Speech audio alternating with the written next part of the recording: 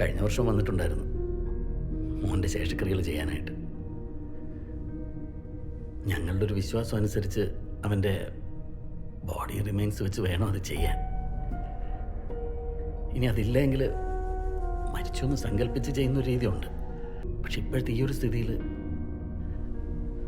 സമാധാനം കിട്ടാൻ വേണ്ടി എന്തിനെ ആശ്രയിക്കുന്ന ഒരവസ്ഥയാണ്.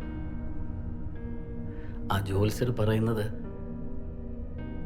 മോൻ്റെ ആത്മാവിങ്ങനെ ഗതി കിട്ടാതെ അലയാണെന്നും അവൻ്റെ ബോഡി റിമൈൻസ് വെച്ച് ശേഷക്രിയകൾ ചെയ്തെങ്കിൽ മാത്രമേ ഇതിനൊരു പരിഹാരമുള്ളൂ എന്നാ. അതെവിടെയാണെന്ന് ഒന്ന് പറഞ്ഞുകൂടെ ജോർജുട്ടി? സാറിനെ വിശ്വാസക്കുറവുണ്ടായിട്ടല്ല, സഹായിക്കണമെന്ന് ആഗ്രഹം ഉണ്ടെങ്കിൽ കൂടി എനിക്കതിന് കഴിയില്ല. സാർ ഇനി എന്നെ കാണാൻ വരരുത്.